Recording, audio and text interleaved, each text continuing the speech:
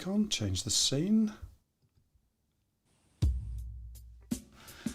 I'll come back to you in a minute, Kathy. Okay, literally a minute. So, good morning, everybody. It's a Wednesday morning. We're in the UK. So wherever you are, welcome. Just waiting for the live stream to come up on my feed. Here we go. Super. So for those of you that listen regularly, you'll know this is the Minor Blues by my Uncle Peter. His claim to fame. Love this piece of music. It's beautiful. Very relaxing. Yeah, my gosh, we've got a lot of people joining today. That's great. So welcome wherever you are. Brilliant to see you on live. We're just counting down to start the show, the Leaders Live Breakfast Show. I've got Kathy Heath with me this morning. You'll see her in a moment. Just we're counting down. So I hope you're having a great day. The beginning of, certainly in the UK, if you're elsewhere, you might have part of your day already.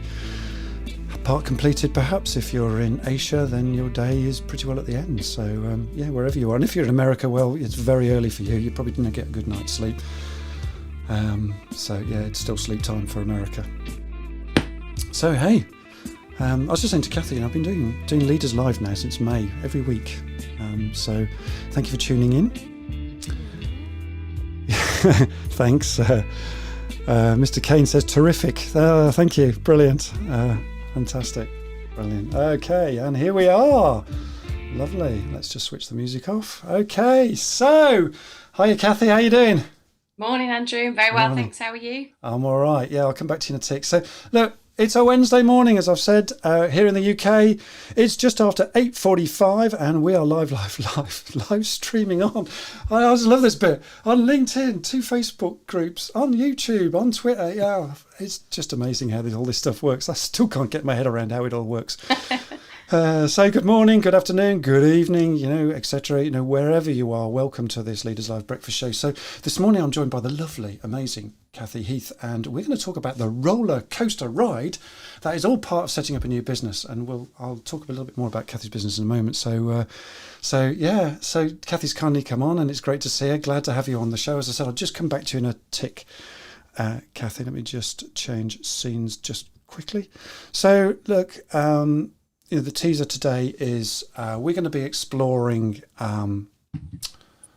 what are the drivers and motivations needed to reinvent oneself and to take the risk to kickstart a new venture. And how do you go about setting up a compelling vision, folks, and setting new goals to start up your own business? Because it's harder than you think. And how do you scale up a business, and how do you fund it, and how do you get good people to support you? All of those things Kathy knows all about. And what are the key elements for success of any startup business? And what unexpected challenges, and there are lots of them. What are the unexpected challenges you might have to face? All this and a whole lot more in our interview chat this morning and live leaders chat. If you don't know me, I'm Andrew Jenkins. If you're new to this show, please say hello on the chat, and I'll pick the chat up. And so please engage with us. So. Please say hello. As always, we love you to interact, engage and chat with us. Yes, please. And especially ask questions in the comments, and we'll pick those up as well. Morning to my Facebook user. That might be Paul this morning.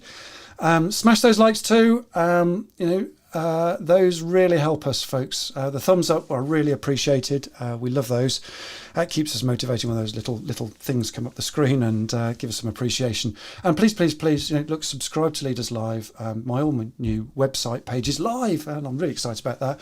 You can notify me on YouTube as well, and the links will be in the description later. So please let me know also if our audio is coming through okay. So back to Kathy again. Let me change scenes. So back to Kathy again.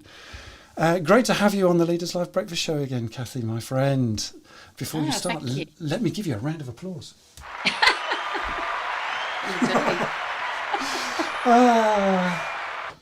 It cost me a fortune, that crowd, as I keep saying that. So I know the old jokes are the best. I keep saying that. So quick intro for Kathy. Look, Kathy has been a very, very successful VP in the financial services sector. A real go-getter is Kathy, and most recently she's become the CEO of a brand new wellbeing business called the HealthyMindClub. It's UK's first positive mental health gift card organisation, business. And that's the business model. And she is now becoming a successful entrepreneur in her own right. And she's scaling up quickly, folks, which is quite amazing. So, yeah, great to have you on the show, Kathy. Thanks, Andrew. It's really exciting. I've never been on a breakfast show before, live streaming to multiple social media channels. Exciting. Yeah. You're very welcome. Yeah. And I'm sure you'll get lots of love in the room from the audience. So, yeah, so please interact with us. And as I say, it's Kathy's first time on live, so it'll be great to interact with Kathy. So, Kathy, let's just start with a quick question here on, look, what inspired you to take up the Wellbeing Mantle and set up the Healthy Minds Club? This is a brand new venture. What say you, Kathy? Talk us through that.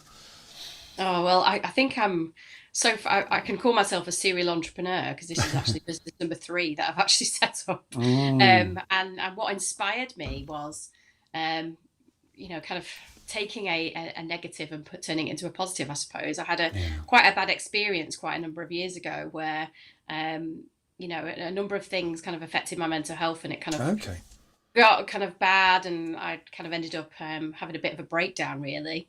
And as I was coming out of that with all the help and support that I got, I'm the kind of person that I like to bring change and kind of, do good and kind of take the learnings from what I've felt and experienced. And I genuinely didn't want anybody else to feel and to go through what I did. So then I started up, kind of various wellbeing companies where I was educating people what kind of influences mental health after doing all the work on myself and working with a panel of experts to define it. So, and it's kind of a combination really of that, kind of really wanting to kind of drive a shift in the corporate space to, encourage employers and employees to proactively focus on driving positive mental health, because it drives employee engagement and, fantastic business performance as well. Very true. But also, kind of just kind of that passion and purpose. And actually, we're here for a good time, not a long time. And, what legacy do we leave behind? So love that.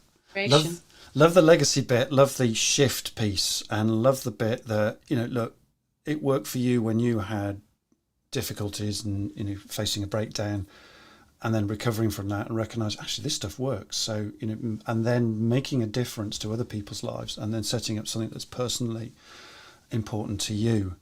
And Andy Davies says this. He says, so good to see someone turning a negative experience into positive outcomes. Thank you. Yeah, spot on, Andy, and welcome this morning. Great to see you again, and thanks for the comment. Yeah, interesting. And you also, I love that bit about, making that shift and leaving that legacy, as I said earlier. And, setting up a new business, it isn't easy, right? It comes with a whole load of risks, right? And that goes into a new venture. So what did you find were, for you, what were the drivers and motivators needed to dig deep here? You've mentioned some of them already. What was the driver to reinvent yourself? Was it more than, let's dig into that a little bit deeper, to take us a little bit more into that, to take that risk of giving up, giving up the money and starting up a new venture. Kathy, talk us through some of that. Okay, I don't know. I think I'd got to the point where it was a mix of, obviously, there's that kind of passion and purpose, being able to make a difference. Yeah. It was a mix of, obviously, taking all the expertise that I've had before. And then also, I spent a long time in financial services, kind of working in the employee engagement, incentive, reward space, and spotting there was a gap. So I didn't really feel that there was too much of a risk from that perspective. Spent a long time kind of validating the business model and getting a lot of feedback from, I guess, brand ambassadors, really. I got a lot of support, got a great network around me. So I kind of validated, kind of all of that and the business model, and everybody said, just do it. So I kind of already had people willing to buy the product before I even set it up. So, kind of, I'm a careful risk taker, I suppose, very much calculated risks. And coming from a background where, my mother was very, you don't take any risks like that. She stopped my dad for, kind of opening a business. It was kind of like, okay, well, let's ring fence this amount of money. I kind of spoke to a lot of people about it, said, look, we'll help you. I have a fantastic co-founder who obviously invested and is supporting me as well. And so it was just very, I guess, a very kind of calculated approach. Right. And, and kind of I guess a balance between, you know, when do you start to scale, and then when do you kind of stop? You know, kind of, I guess the pendulum, as you call it, Andrew. Yeah, yeah, and let's talk about that pendulum for a little bit, because I think that's really important. So I think the things, just to summarise, if I can just pull out the pieces there that you talked about. So you had the knowledge, you've got the skills, you saw a potential idea in the marketplace that you'd already got the sweet spot of that, and you figured out, you know, a business model that would work, that's new, right? And so there's a lot of knowledge there, there's a lot of skill and experience, which is part of it as well, isn't it? You know, that because that's the logical piece, isn't it? And yet there's this other part of you, the drive to do it, which you talked about earlier, which is to make the difference and help people and change. So there's those things. And then in addition to that, there's the pendulum effect is, well, what are the fears that get in the way there? You know, because it's not all straightforward, isn't it? Just because the logic's there, you know, what are the things that kind of you felt where, you know, the things that you had to overcome very personally to take that risk, Kathy? Well, it's that, you know, that kind of safety net, isn't it? Of the salary. Yeah, good point. You know, it's difficult to leave that behind. It's kind of analysing, you know, what resources you've got available, what resources you'll need. But it's, you know, I think kind of from a mental perspective, it's that deep rooted. We just programmed as human beings to get on that pendulum and, you know, take the money and don't take the risk, and you know, use the money and pay your mortgage off. Well, yeah, it's that protection instinct. I could have took a massive chunk off the mortgage, but instead I decided to invest in a business. Yeah, you know, and you take all the risk then, don't you? And Andrew Wilmot, mutual friend of ours, it's wonderful working with Kathy, setting up a new non-profit workplace wellbeing association. And I know that Andrew Wilmot is talking later on what's it called, Kathy? Just give Andrew a quick shout out on what he's doing today. Yeah, Andrew is my co-chair on the Workplace Wellbeing Association. We've just founded it. There's 4 of us that are co-founders, right. And we're working with the Incentive Marketing Association to talk about workplace wellbeing and how it supports the ecosystem. Okay, and what time is it? That's at 10:45. I think it starts at 11. 10:45, starting at 11, folks. So there you go. If you've got time, there it is. So you'll catch it all on LinkedIn and find the links there. There's an event set up there already. Fortunately, I can't make it. I've got some other work to do, another commitment. So thank you, Andrew, and thank you for that little shout out. And it's lovely working with Andrew as well. I must say that. with which Andrew? This Andrew? Andrew Wilmot. Oh, Andrew Wilmot. Yeah. Too many Andrews. My gosh. Yeah. Yeah, indeed. Brilliant. Okay. So yeah, and you talked a little bit about, you know, the risk. We all want to find that protection, don't we? You know, and yet when we have to dig in deep, and you said letting go of the safety net, and you know that can be really hard, or at least having a safety net under you, so that if you do get the risk of falling, then you know you've got a safety net somewhere. But you have to take those kind of risks, don't you? You know, and that's where you have to, you know, it's that balance of being sure about yourself and your mother's voice calling you to don't do that, don't take the risk, you know, balancing family and all of those things. So it's a big thing to have to set up, you know, a business of your own. And how are you feeling about it? You know, I'm just that roller coaster bursting ride. with excitement, really. Okay, so good days are bursting with excitement. What about the difficult days, Kathy, or do you not get those? You know, is it all bursting? We do have difficult days. I think the difficult days don't come from any fear from that perspective. Right. It's the standard kind of challenge of entrepreneurs, really. Yeah, of course. Taking all of my experience and kind of, you know, working on rapid growing and transforming companies previously, you know, I know what I need to do. It's just that balance of, you know, resource, time, money, getting the right skill and talent in the organisation, and then the marketing. The marketing, and then the marketing, and then more marketing. Yeah, it's the black art of marketing, right? And I like that where you talked about, you know, look, I think what you're saying there, Kathy, is that once you've taken the plunge, the fear then, because the biggest fear is taking the plunge, right? But once the plunge is done, then it's focusing on the real challenges that are everyday challenges of the ups and downs of getting that business off the ground, right, and getting it marketed, and the selling process and getting your first clients, and all of those things are the real challenge. So that's useful. And so I remember when I set up my business for the first time, I remember my wife saying to me, Sarah, she said, well, what happens if it all goes wrong? And I said, Sarah, I believe in this so much that if this goes wrong, my safety net is I will stack shelves in Sainsbury's, because I've got this feeling that this is going to work, but that will be my safety net. That will be my punishment, as it were. If this doesn't work, I'll go and stack shelves in Sainsbury's. I ain't going back to what I did before. And that, do you know what? That's weird, but it really helped me, that actually, just to have that as a plan. So and I think it's one of the things we talk about with when we map mental health is kind of working on those limiting beliefs. And one of my limiting beliefs, which came from as much as I love my mother, I just have a massive fear of failing. That's gone. Yeah. A good friend that I know very well, who's maybe sitting in front of me, taught me to reprogram my mind that there is no failure, only learning. So that's what, if it all goes wrong, I will learn something, right? I recognise that phrase. I remember saying that to you. Yeah, you have to take the plunge. Yeah. So, and I think that's one of the biggest challenges with, nobody's perfect. Nobody will ever be perfect. Nobody has all the answers. So, and if you don't do, you don't know. You have to try. You have to try, think different things. You have to, and you have to take the learnings on board. So, so if you, what was that again? If you don't do, you don't know. You don't know. I love that. There you go, folks. If you don't do, you don't know. So you have to take the plunge. M.A. Khan says this: the rat race is the issue. And he also says limiting belief, NLP nonsense. Actually, NLP isn't nonsense at all, but it is about those beliefs. And when we're setting up a new business, your beliefs come to the fore, right? Good and bad. Yeah, interesting.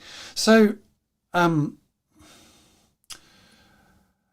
just thinking about taking you to a different place now and talking about setting that compelling vision and thinking about those goals to start up your own business. How did you come about working through that vision and those goals? You talked a little bit about the knowledge that you'd already had. How did you form it into a vision? And what were the key goals there for you, Kathy? And what are the learnings that we can take away from that?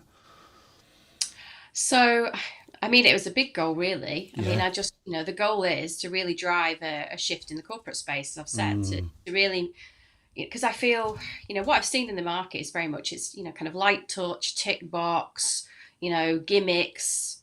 I've seen so many studies where you can demonstrate the return on investment from proactive, positive mental health care versus the reactive, the employee assist. And there's nothing wrong with employee assist programs. They're fantastic. But, if you can get them before, if you can get to individuals beforehand, they can actually be armed with their own resilience toolkit. So I guess that was kind of the big goal. And I thought, well, what's the fastest route to the market? And so I set myself, a goal to work with the employee benefit, incentive and reward space. Luckily, I already have, I'm already well connected in that space, and I've got fantastic support and network and access to, kind of big member associations and people that I knew already. So that was kind of us, setting the goal was to kind of, spider out into that market. And we're very much, as you said, we're scaling fast. So we're in the process of working with some really great large partners. We just kind of did a press release about our partnership with WeGift. We already partnered with DigiCard, and there's lots more to come.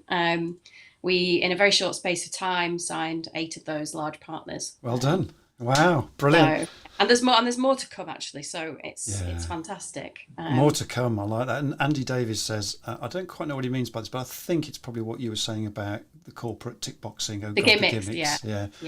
It is. I see things like, great, Wellbeing Wednesday. There's nothing wrong with all of that, but none of that.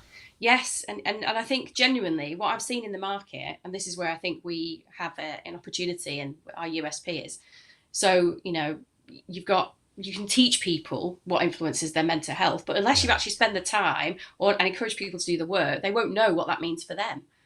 So you can sit there and go, oh, here, here's how to meditate, here's what to eat, here's how to balance your work life, here's how to sleep well. Everybody knows that, but do they do it? It's kind of figuring out what's personal to them and how to really drive a difference. But yeah. And how do you get beyond that? Well, this is how to meditate, but people don't do it. So Andrew Wilmot's listening, and he's an expert meditator. And just out of that, how do you incentivize people to look after their mental health in different ways? What?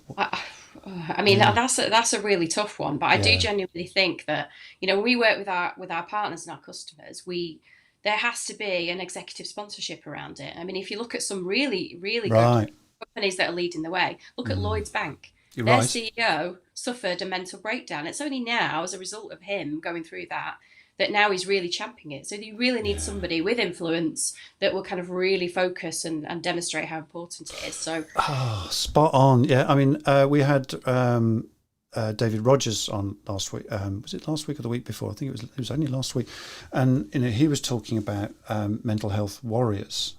Well-being warriors, he called them. Because they champion the cause, right? And particularly if you've got a story yourself, like the CEO story of Lloyd's. I didn't know that story actually. That's quite interesting. So yeah, making it real and not just a tick box exercise, I think is the key that was one of your goals, to make it an audacious big goal you talked about. Make it real, right? You have to learn to be vulnerable, because okay. we all go through this. And what I noticed when I started talking to people about why I set up the company and what my motivation was, everybody has a story. Everybody's been touched by this in one way or another. And then they start to open up to you, but it's all kind of still quite behind the scenes. So it's very true. Yeah, and it's making it. Yeah, I like that. And I suppose COVID has brought that more to the surface, hasn't it? Everybody's got a story, right? And more people got a story. Absolutely, now. More so now than ever. Yeah. Yeah. Let's just turn quickly to the comments. So I'm going to come back to. I got Stuart Fotheringham's comment here, but I'm just going to do Andy's first because it just falls in line here. So many tiny motions to try to help, but really not wondering about the actual people, just ticking a box. Yeah, we've talked about that, and spot on. So actually what you're trying to do is go beyond the tick box, right? Now, Stuart asks a question here, and he says, okay, what kind of resistance have you faced from businesses, if any, on implementing proper proactive employee support? Brilliant question, Stuart. Fantastic. Thank you. There's a toughie for you. Let's see if we can dig into this little question a bit. Yeah. Yeah, I think the main challenge, Stuart, is demonstrating the return on investment, because it's getting that message across as to how is this really going to positively influence my business? Because at the end of the day, a business is a business, right? They've got financial goals and needs to perform. Yeah. So there is very much an education still to be done around how proactive positive mental health will kind of positively impact your employee engagement, how that translates then into business performance. So that's partly why Andrew and I and the other co-founders have set up the Workplace Wellbeing Association, because we're not for profit and we really want to demonstrate best practices so that you can say, well, if you invest this, then generally you should get that back. So thankfully there are organizations out there like Deloitte who are leading the way on surveys, and they the recent survey, and we're waiting for the next one, stated that a reactive mental health support will give you an ROI of £3 for every pound spent, but a proactive gives you £5 for every £1 spent. Okay. I mean, I don't know about you, but where else can you get a better return on investment? So that's the challenge, is demonstrating the ROI and getting them to define the budget and then getting the measurement. So their biggest resistor then is, well, how much is this going to cost me, and what are the benefits to us as a business? Just taking up Stuart's underlying question. Because I genuinely think that businesses will invest. It's a bit like if there's a return. If there's a return, precisely. So that's how we have to get better in the industry, and something we work on, in kind of great detail with our customers and partners. And I'm sure we'll get to a point where we've got some really, really strong use cases. We're not far off actually building one. Right, so get those real cases, to tell the story properly. Yeah, and there's another good pointer for Stuart maybe too, is collecting those stories is really important, right? Yeah, absolutely. Yeah, and so it becomes real, and the story about Lloyd's Bank and senior people, and demonstrating that return on investment. Tanya is a friend of mine.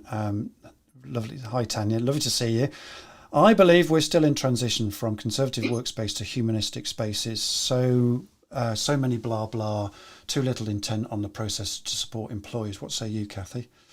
I totally agree. Yeah, I think she's Like I spot said, on. part of what we do is the education. So Yeah, when we work with our partners, we don't just say, "Look, here's a gift card, go and sell it." We're saying, "Look, let us help you." Kind of explain how this is going to positively benefit you as a business. So it is an education, and it will take time.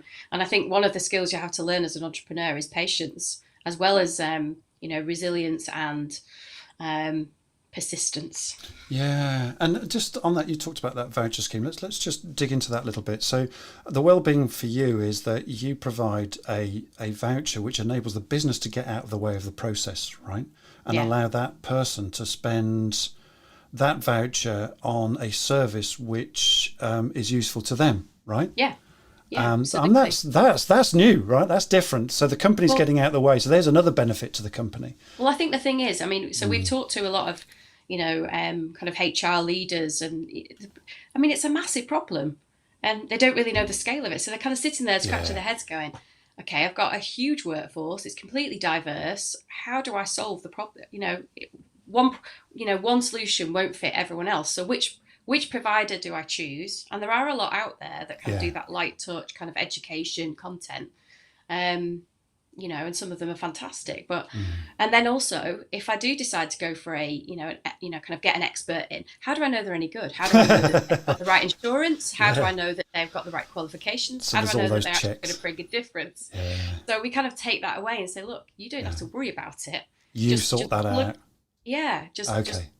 give your employees a gift card, and they'll come onto our site and they can complete a questionnaire. We'll basically pick out the things that could become an issue or are already brewing, and say, look, you need this type of expert. So go and find, go and choose the one that kind of speaks most to you, and Clever book a session. idea. I love that. What a great idea. Yeah, I get that. Let's get back to the sort of general aspects of running a business as well. So, Kathy, what are the key elements for success when you start up a business? So you've just gone through that. So, what are the key things that you found were the critical success factors for you?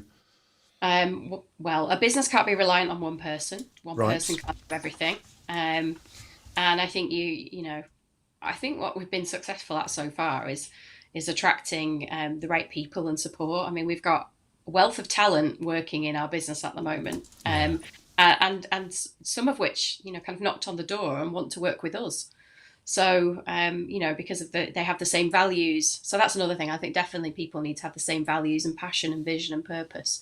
Um, and you need the right people. You need to trust, kind of let people do what they do best. Trust. Well, I think one of the big transitions I've made is kind of letting go of control. And some of that comes from, that you Yeah. can't get everything right straight away, and not, things will work and things won't work, and you'll learn something from that.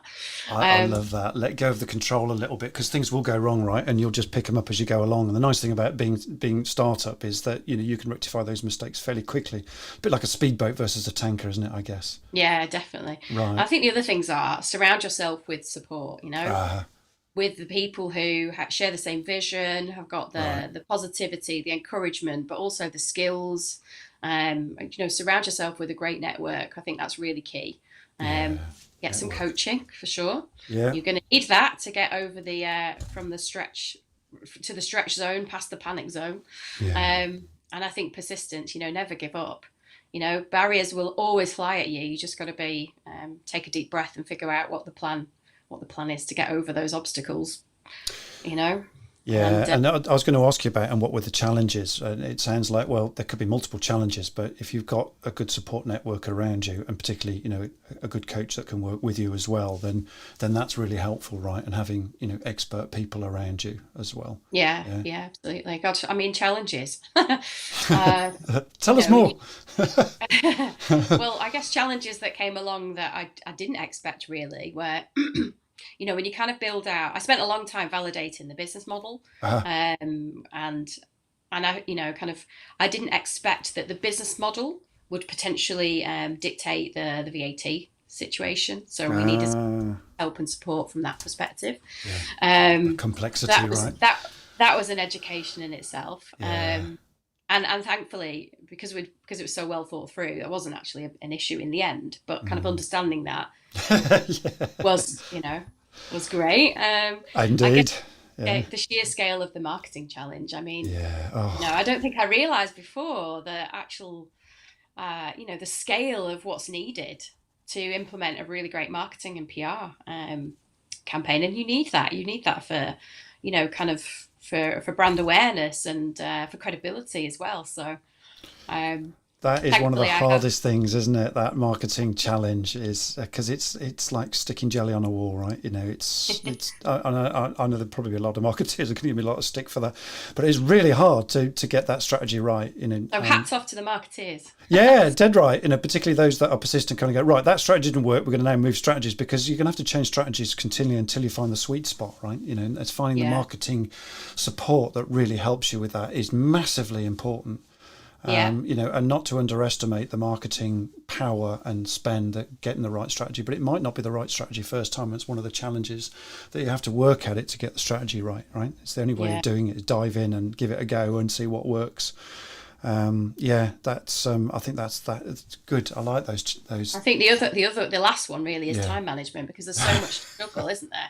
Yeah. You've got to be really, really clear on your goals and then Yeah. dedicate the time. Otherwise, you can just get distracted by all these other things. Yeah. So you've got the finances, sales, marketing, product roadmap, the HR side when people start to come and work. Kind of keeping everyone kind of up to date and on the same page. Yeah. But Yeah. it's something that I really genuinely enjoy. I can see that, and I think we can all see that. And Stuart's just come up with this. It's quite a long one, but I think that the case studies are critical. As you say, ROI is one thing, but I think there's a lot of social pressure, and and now also from a recruitment point of view. Yeah, good point, Stuart. Businesses who don't adapt, this is a good point, Stuart, don't adapt and improve their culture and staff support will be left behind with their competitors. Absolutely spot on. And I think that is, I love that, Stuart, because that's, you're talking, in my language now. I believe that post-pandemic, we have to consider the people factor as a way forward, because actually we've got all the business processes in place we need. We just need to put processes in. Those are done, right? We've invented all those. The bit that we've paid lip service to, you talked about tick boxing beforehand, is the people factor. And Stuart's picked up a really good point there, that we have to look after our people too, on their mental well-being side, not just, what you do at work. And consider that to be an important part of the package. So I it doesn't read a get in the study way. kind of a few weeks back that said that the younger generation, when they come to look for employers, are actually looking first and foremost, how they treat their employees, and most importantly, how they take care of their mental health and well-being. Spot on. And so they're making the choices. It's a different job market now. You're being interviewed as well as, the person being interviewed is interviewing the business, right? That is smart, actually. Yeah, that's so it should be. Totally. I've always believed in that, but I think it's this, as you said, the millennials and the latest sort of people hitting the workforce are much more judicious about that. So thank you for that, Kathy. So finally, let's we've been going a while now, and it's just amazing how quick time goes. What are the key lessons that you've learned? What are the key do's and don'ts that our listeners can apply and take away, Kathy? Okay, so key do's would be, go for your dreams. You get one life. I love that. You've got to just go for it. And if you see barriers in the way, we'll just tackle them one by one. Yeah. Definitely a do. I would also say explore all of your funding options. Good point. There is not, and I kind of wish I'd done that in advance, really, because it would kind of given me a bit more of a backup. But anyway, that's more of a retrospective. I'd definitely validate your business model before you invest the time and the money, and build a really, really good plan. I mean, it won't always go to plan, but at least if you have a plan, hit your goals, then you're halfway there, really, aren't you? Yeah. The other thing I'd say is, if you can, and obviously you don't want to overpromise and underdeliver, but if you can actually get people willing to buy as you're setting up, then that's a big thing. I like that. Yeah, and take care of your cash flow. I mean, that's the biggest challenge of every growing organisation, isn't it? And Take get care of help your when you cash need flow. it. Yeah, totally. Yeah, I mean, I like that. Yeah. So time management, go for big goals, folks. Hit those big dreams, because that's massively important, because that's what drives the whole thing. Explore the funding options and investment options. What was the other thing? Validate your business model. Really important part there before you start. Yeah. Get that business model validated. Talk to people. See what they reckon. And also, if you can bring along a client that kind of goes, yeah, I'll invest in you and believe in you, and we'll take a punt on this, then that really helps. I remember getting my first client and how important that was. So I get that. Yeah, thanks for that, Kathy. Really interesting. I wish you so much luck with your with your future success. Listen, folks, back to you again. So I hope you found this topic useful and food for thought for you listening. And by the way, Kathy's freebies. There is a freebie this week from Kathy, which is a £100 free HMC gift card. First registration or first one to register interesting on Kathy's website. I'll give you the links in the description later. We'll get a free voucher worth £100. How cool is that? Thank you, Kathy. That's really generous. Very welcome. Brilliant. So, from my side, I'm founder of a community called the Inspired CEOs. And if you're a CEO, or a business owner with staff, then I'd love to invite you to a free, 2 or 3 weeks to join our community of inspired CEOs and experience our game-changing conversations and our hot seats. And simply contact me for discussion. Kathy's been in the room quite a few times actually, and we're still hoping to get Kathy into our room once she's settled, and yep. I know she's a big advocate of what we do. What do you say about our Inspired CEOs piece, Kathy? I think it's a fantastic group of people who tackle the most difficult topics that CEOs, that business owners are facing, and also I'd say there's a real challenge in the room as well. It's not don't just sit there and kind of blow smoke up your bum. It's a genuine, really experienced group of people that are happy to support each other, but also challenge each other and hold each other to account. So thanks for that, Kathy. It's a great group. Thank you. That's really nice. A nice little case study there. A nice little testimony for us. So thank you. And look, if you're interested in high performing teams, then please come and speak to me about high performance teams. That's what I do a lot of. So, if you want to create a high performance team in your own organisation, please speak to me. So, just going to change scenes. Kathy, just stay on the line for a little bit. So we're just going to change tack just a little bit. So I'm going to tell you about what's happening next week as well. But just before I do that, look, I set up Leaders Live with the purpose to edutain and explore high performance teamwork topics, via informal, fun, back and forth type chit chats and discussions that we've had today with interesting people just like Kathy, with a mindset and a passion to help leaders and businesses succeed. And that's exactly what Kathy was talking about today. And in these rapidly changing times we're living through, the people factor is massively important. And I do this free, this Leaders Live event on the breakfast show, because I believe it's important that this generation of business leaders, we get success through the people factor, folks. That's really, really important. And therefore, Leaders Live really taps into that innate superpower, I call it, of I to the power of we. I love that expression.